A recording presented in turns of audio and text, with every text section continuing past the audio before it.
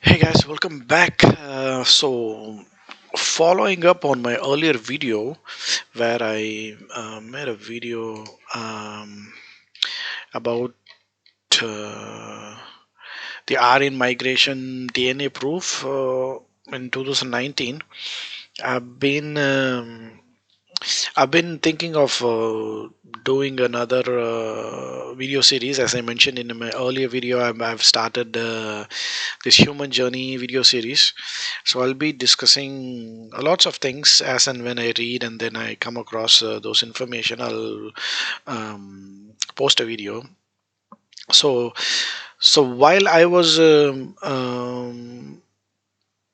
making that video, and even after that, so we have lots of there's been lots of developments in archaeology, and there have been excavations done in Kiradi in the past. I think there's a seventh phase of excavation going on in Kiradi, and then they have found some artifacts dated to 600 BC or sometime, but apparently there's some dispute about it. And they also say that the script is very close to the Indus Valley civilization script, right? Whatever they found in Kirdi. Let's not jump into conclusions about it. There's more research work to be done on that, and then hopefully in the near future we'll find some interesting information about Kirdi and the how old the place is and all that. But it's odd at this point. It's almost we can say it was the Indo-Aryans that brought Sanskrit into the Indian Indian and into the country subcontinent, because there's lots of um, similarities that we see between Vedic Sanskrit and Russian. As one of my viewers here pointed out, this is Mr. Caleb Hubble. He has pointed out so many similarities between Vedic Sanskrit and Slavonic and Russian. So you see, these are all pretty much similar sounding words that mean the same.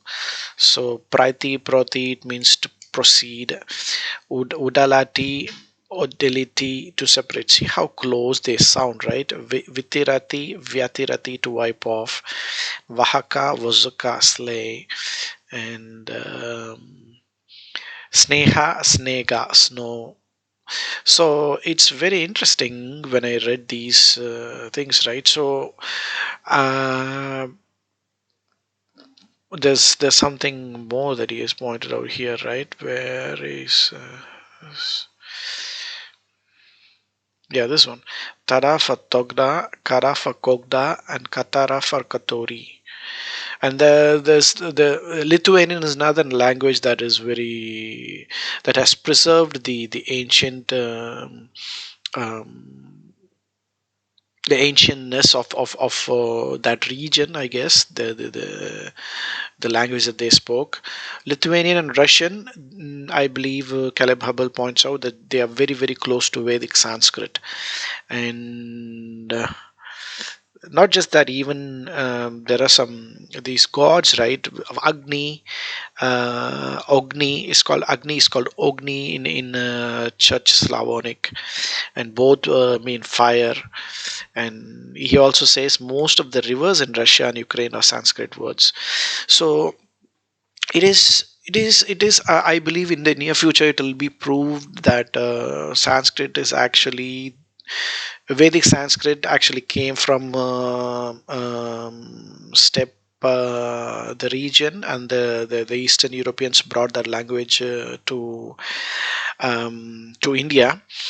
Um, Although currently there has been lots of I wouldn't call it dispute, like from the academic perspective. I don't think there's any dispute anymore, but in the Indian community. Even if you look at this video itself, there will be lots of comments from pro RSS and pro BJP people, and those who like you can clearly see the heated discussions going on here, and some of the guys have even so there's this person who says this all false.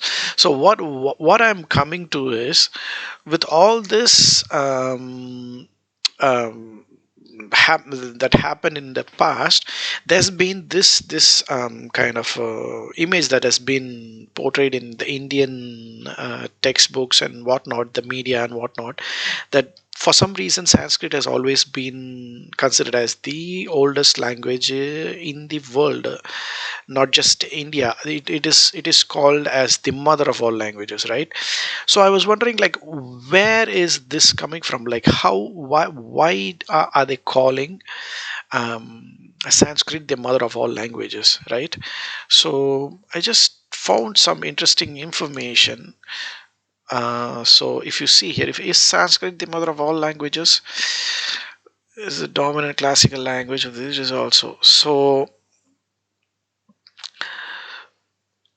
let's see what exactly is about. I found this link here. So this is one link where I found the oldest languages in the world, right?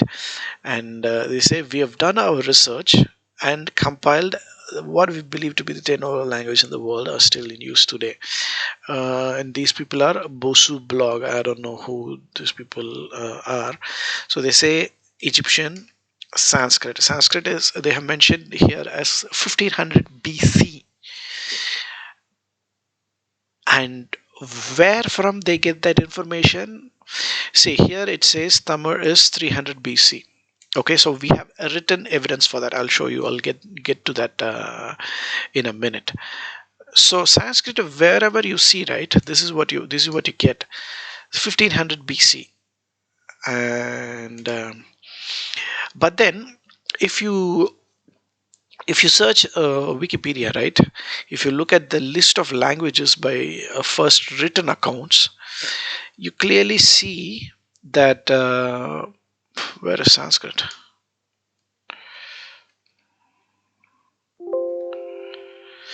So look at this interesting mention here. I find it really amusing, really funny. A written record may encode a stage of a language corresponding to an earlier time, either as a result of oral tradition or because the earliest source is a copy of an older man. An oral tradition of epic poetry may typically bridge a few centuries, and rare cases over. An extreme case is the Vedic Sanskrit of the Rig Veda. Okay, so for those of you who don't have much idea about India and its languages, this apparently the Sanskrit came from Vedic Sanskrit. I believe Panini is the one who kind of gave Sanskrit this current structure what we have, and earlier before that it was Vedic Sanskrit, and that language. Rig Veda was written using that language, right? And until date, I'm not sure if we know the date when Rig Veda was composed. This is all you get. So the earliest parts of this text may date. Now look at this thing here. May date. What does it mean? May date. What does it mean? So may date to 1500 BC. While the oldest known manuscripts date to 1040 AD. Now look at the difference there. Where is 1500 BC? Where is 1040 AD? It is wow, it's 1500. From there, add a little thousand. There's almost this 2500 years difference in the written. Between the oral and the written, and based on what did they come up with this assumption that this may date to 1500 BC? I'm not sure. So let's see further. So this is what it says, 1st century BC.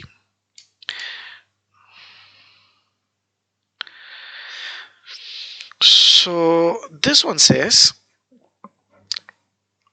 the written, let's see, let's scroll up and see. There is only fragmentary evidence for languages. Okay. Blah. So I believe this is based on a written evidence, right? So if you see here, for Tamil, they have mentioned as early seconds. Okay, for those of you who don't understand why I'm comparing Tamil with Sanskrit, if you see, like, basically there are two language groups in India. One is the Dravidian languages, and the one is the Indo-European languages.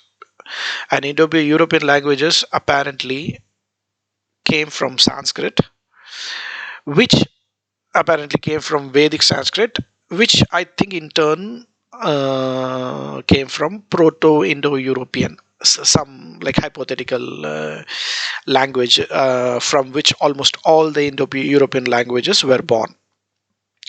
Now, Tamil, it doesn't fall under the Indo-European category. It falls under the Dravidian category, and Tamil, I believe it came from Proto-Dravidian or something like that. That is another theoretical language term that they use. So, as far as Tamil's early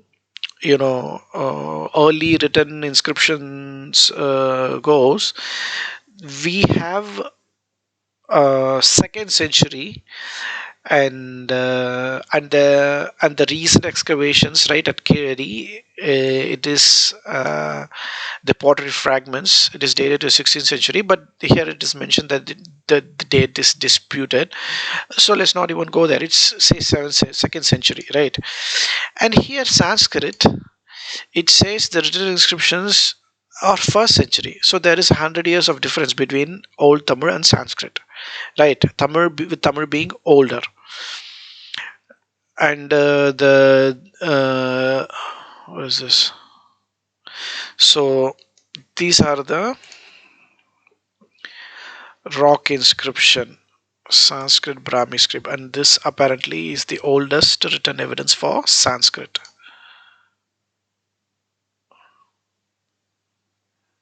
Okay. So when you compare this, Tamil is obviously older than Sanskrit, but whenever you Google, you have this list that you get, and then the time period usually is mentioned as what, 1500 BC. It's ridiculous, man. How can they think, on what basis? I don't understand. Do they have been spreading this I don't know, fake information everywhere? It's some kind of propaganda. I think that's what is happening. Because see, if they think earliest part of this text may date to 1500 BC, I can also say like some of the Tamil literature poems, they may date to whatever year that I can say, I don't know, maybe 10,000 years ago, like obviously there's like what on what basis are they saying is what I'm trying to understand. Like, is there some reasoning behind this, or it's just because they are doing it? Okay, now let's get to another article where it says, okay, is Sanskrit really the mother of all languages? So Hindus believe the Sanskrit is the mother of all languages. It is a fact The Sanskrit has enriched most Indian languages, including the Dravidian languages. Since Hinduism is believed by some people to be the oldest recorded religion in the world, Sanskrit was the language of the people of those days. Linguists agree the Sanskrit is the mother of languages. Do you think that it was okay? So there's this question, and there is one answer that I found. No, it is not. First and foremost, there are many languages recorded long before the advent of Sanskrit, and many religions. Okay, oldest surviving text nation is 3000 BC, or majority of Rig Veda. Always know Sanskrit is probably. See, even here was probably composed on what basis? Or are they saying this? I don't understand. So this, I believe, is pure propaganda. Like how can this they don't have written evidence. May have been composed. What do you mean may have been composed? Probably composed. Oh man. And these Hindutva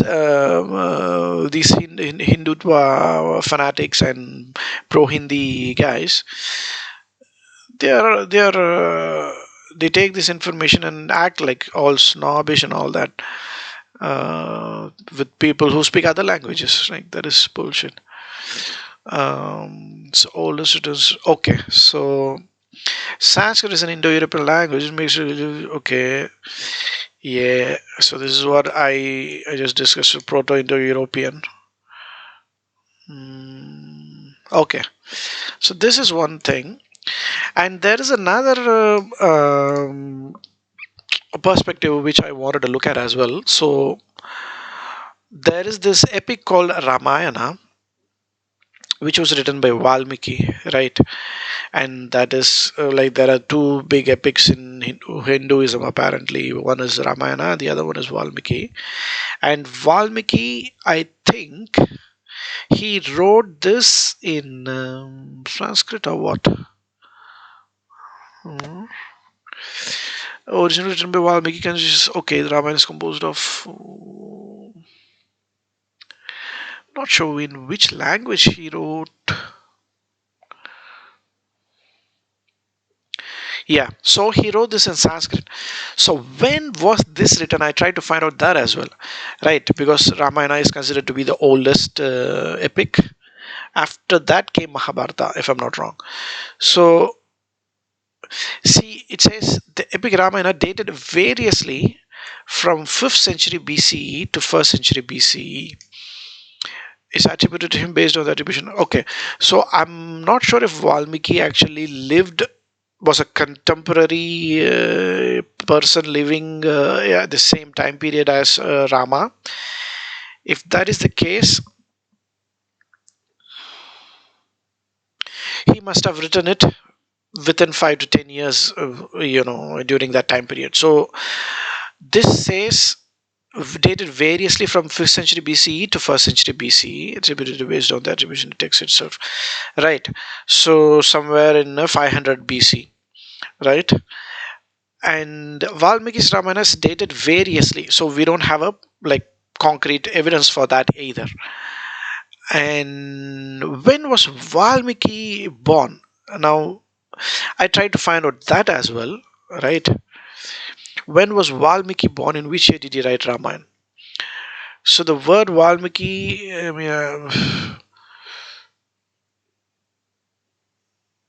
so what this core answer says.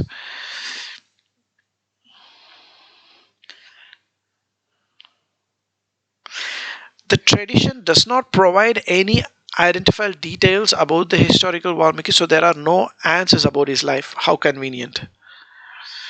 Whoever the history author was, it is possible, based on internal evidence in Ramayana, and also based on what internal evidence I am yet to check that, also based on references to it in other literature, to say that the oldest Ramayana was composed in the 4th century BCE, possibly in the lifetime of grammarian Panini. So while Panini was refining Vedic Sanskrit into Sanskrit, Ramayana was also being written. So Kautilya Chanakya refers to it briefly in his Arthashastra, written around 300 BCE. So I'm not sure if we have like proper evidence for that as well, or that is also like speculation. I don't know. Ramayana was, however, expanded more and more in the following few centuries until it stabilized sometime in the fourth or fifth century. So, so we don't have any proper evidence for any of this information that is being propagated about Sanskrit, Ramayana, and all that. But whoever claim that Sanskrit is the mother of all languages, they are so confident about it, and that is what is funny. That is I don't know what. Okay, so I've searched another article on when exactly was Valmiki born, right? So Valmiki Jayanti is celebrated on the full moon day of Ashwin. She was the first poet, Ramayana. Yeah. Uh, so one of the most famous temples dedicated to the sage is in Thiruvanmiyur in Chennai. The temple, which is 1300 years old, believe the place was Valmiki rested after writing Ramayana. Now, this was really shocking and surprising to me when I read this. So, Valmiki, I also read somewhere. Okay, here only. Um, Valmiki offered a shelter to Devi Sita, and Lord Rama banished her from the Rajmahal. She gave. So, so this indirectly proves that Valmiki was a contemporary of Rama. So he must have been born somewhere near Ayodhya or whatever, wherever Rama was born, right? At least that's what I think. Or maybe he could have been born anywhere. But if he rested in Tiruvanmiyur is where I'm like Chennai is where I am from. I know what Tiruvanmiyur is. Like I've been to that place so many times during my college days and work days in Chennai, right? And if he rested there, was he actually from there, or like you don't like choose your resting place randomly, right? Like there must be some reason why you want to stay in it, it most likely could have like been his birthplace. So if Valmiki was born around Chennai, right? Now, why did he write in Sanskrit? Because Tamil was very much alive during that time period. As we can see from the artifacts in Kiradi, it's not like something that I'm making up, right? So I don't know, but we'll have to like if any of you know more information about Valmiki's date of birth and not date of birth, as in approximate birthplace and year, uh, please let me know in the leave a comment. And okay, so there is this another article that I found where it shows the similarities between Russian and English, Russian and Sanskrit, right? And the meaning in English: nas, swai, swa, ti, tvam, tebia, twa, bro, buru, bro, devar, brother-in-law. Wow, devar means devar. Okay, govorit, gavati, grabati, griva, blood, krov, kravya, manasa, life, jivana, rhinoceros, nosorog, nasasringa. It's so close, man. Sky, nebo, naba, veter, vata, gora, giri, bog, baga, pochitani, pujan, worship. Wow, man. Night, knock, nakta, fire, ogon, agni, door, dwara. Wow, man. Like, this is unbelievable.